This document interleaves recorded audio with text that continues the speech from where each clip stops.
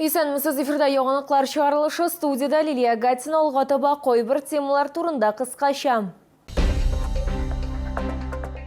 Финиш сызыгында Орион яшьләр үзәгендә капиталь ремонт дәвам итә.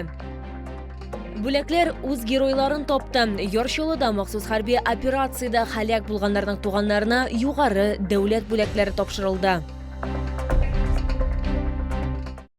Финиш сызыгында капиталь ремонт бара торган Орион яшьләр үзәгенең әзерлеге 60%-тан артык тәшкил итә. Эшләр бюджеты 160 миллион сумнан артык күләмдә билгеләнгән. Кичә эш барышын Россия Дәүләт Думасы депутаты Альфия Кагогина бәяләде. Шәһәр яшьләрен нинди үзгәрешләр көтә? Бу хакта алдагы минутларда сөйләрбез.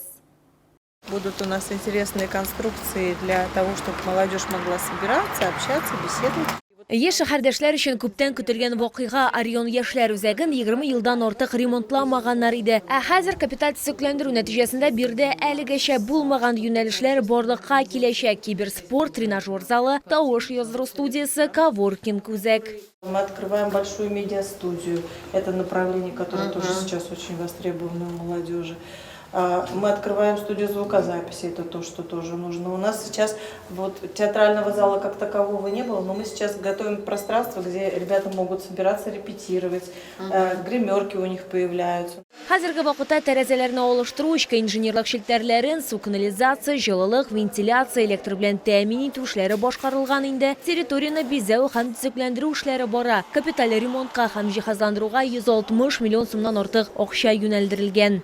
Деньги немалые, но здесь надо, конечно, отметить справедливости ради, что несмотря на то, что идет специальная военная операция и, наверное, победа является нашей главной задачей, и много ресурсов идет на достижение победы, на достижение безопасности страны, на обеспечение наших вооруженных сил, на поддержку бойцов специальной военной операции.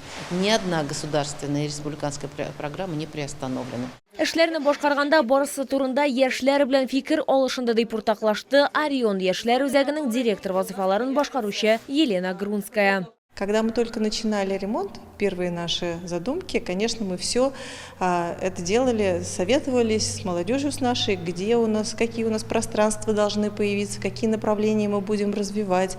Прошло несколько встреч, на которых ребята высказали пожелания, в какой цветовой гамме, где как удобнее будет им собираться, какие пространства должны появиться, и все это мы учли при разработке дизайн-проекта. Яңартылган Орион Республика көненә үз ишекләрен ачар дип планлаштырыла. Лилия Гатина, Кирилл Хабзей, яңалыклар.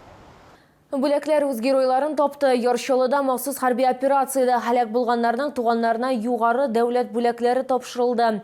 Батырлык орденнары, батырлык өчен медальләре, Жуков медале һәм изге Георгий орденының отличие билгесе, 4-нче дәрәҗә Георгий тәресе. Аларны шәһәр мэры Ноэль Мәхдиев ватанны саклаучыларның якыннарына тапшырды. Бу чараны безнең төшерү төркеме калдыра алмады.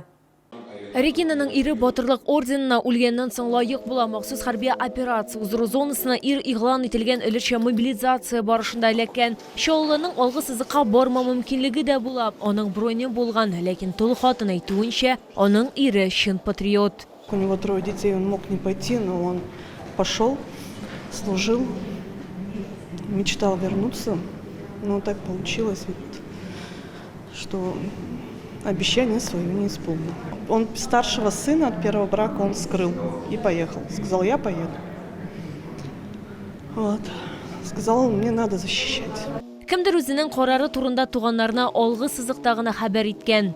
Увидел, когда 10 человек безоружных стреляли в голову. Ну, тогда он мне сказал, мама, я там нужен. Я пыталась его переубедить, что Чеченскую войну отвоевал. По военному билету он считался неходен к строевой, потому что в Чеченской войне он повредил позвоночник. Пойду, мама говорит. Я должен, папа служил, дед служил, я пойду. И контракт составил и пошел. Сказал, что он там нужнее, что у него есть и здоровье, и силы, и что он там может пригодиться. На СВО у меня был сын Евгений. Он пошел туда добровольно. Спасти оценить я не могу. Он участвовал в боевых действиях в Чечне, и он просто не мог оставаться дома.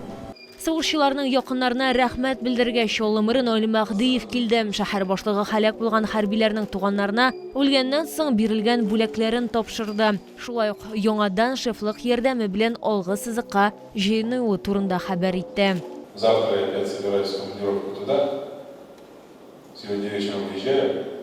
Могу сказать, что наши мужчины настоящие герои. С достоинством переносят все тяготы воинской службы и несут боевой город. Дәүләт бүләкләрен тапшыру чарасы ватанны саклаучылар исәлегенә 1 минутлык тынлык белән тәмамланды. Лилия Гатина, Эльмира Гайнетдинова, Тимур Сафронов, Яңалыклар. Әгәр сезне берәр проблема борчыса, яки шатлыклы хәбәр җиткерәсегез килсә, безнең WhatsApp хезмәтенә мөрәҗәгать итегез. Фотосурәтләрегезне һәм видеоларыгызны 8939 311 31 31 телефоны буенча көтеп калабыз.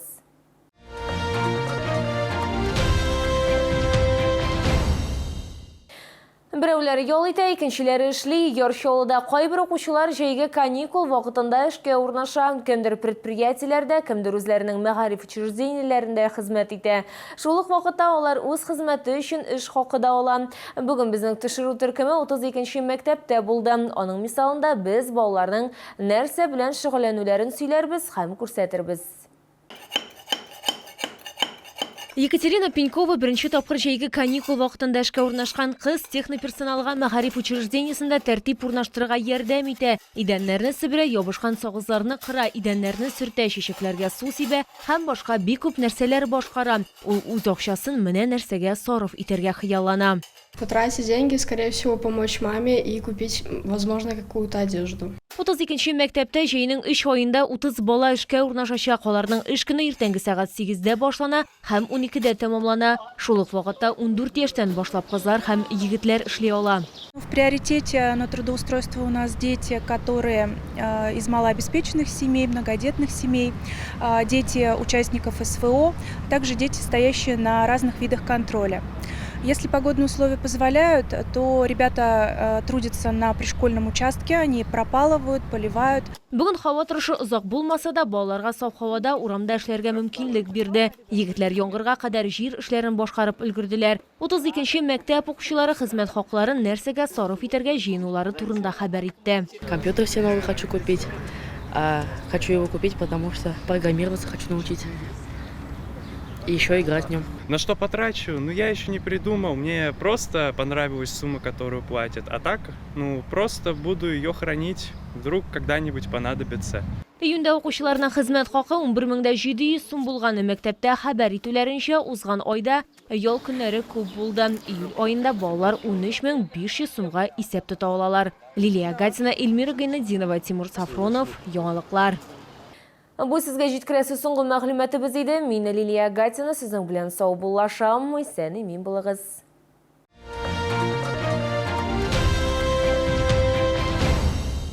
А что кушают чемпионы? Все самое вкусное. Нектарин 147,90 за килограмм. Рекламное агентство iMedia. Более 12 лет успешной работы. Запустим рекламу на остановках города. Реклама на остановках – это эффективный способ продвижения товаров, услуг и вашего бренда. Яркое изображение на остановках привлекает целевую аудиторию и обеспечивает гарантированный контакт потребителей. Заяви о своей компании. Звони 45 19 02.